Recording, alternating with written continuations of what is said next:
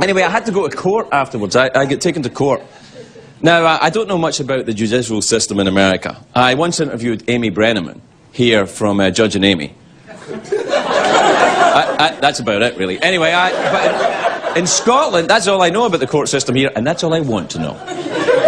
But the main difference, I think, between the Scottish court system and the American court system is the wigs, because they wear wigs over there. So, and this was the 1980s, so I wore a nice flock of seagulls wig. And then I ran so far away.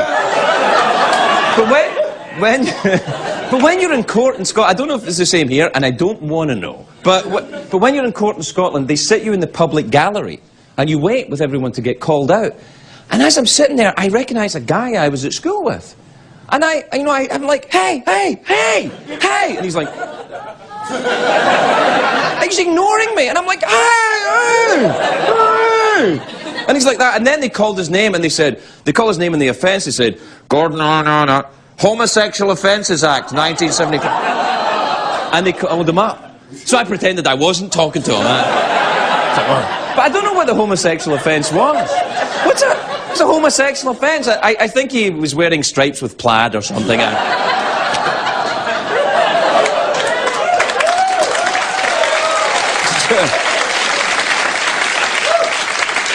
Anyway, I go up in front of the judge and I say to the judge, look, I'm not a thief, Judge, I'm a drunk.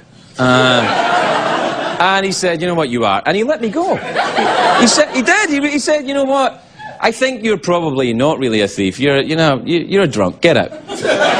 Don't do it again. And it changed me, though. It stopped my life of crime.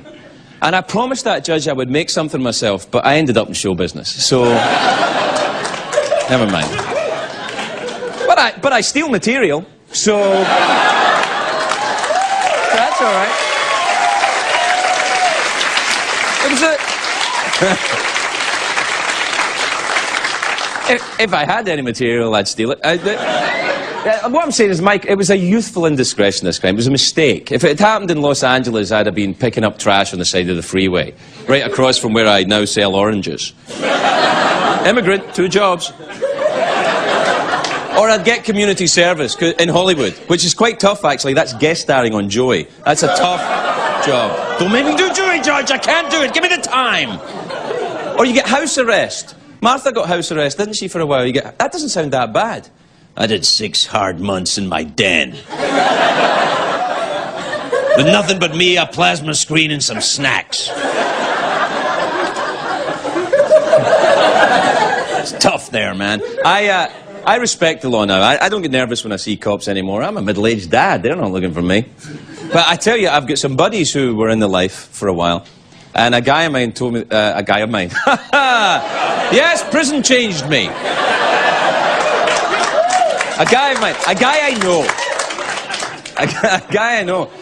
He said, he was in the life, he said, you know when your life is out of control when you wake up at 4 o'clock in the morning and you hear the door bursting open and boots clumping up the stairs and you hear the guns, the rifles going in, and you think, oh my God, I hope it's the cops. Then you know your life is out of control.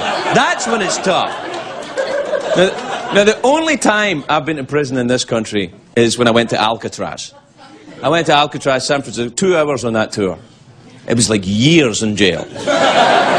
Get me out of here, right after you've been to the gift shop, sir. Thankfully, Sean Connery was there. I'll get you off the rock. Come on. By the way, don't sit on that sofa there. That's right, I said, sit on the sofa. Even with my strange speech impediment. Because it's CBS, I have to say, sit on the sofa.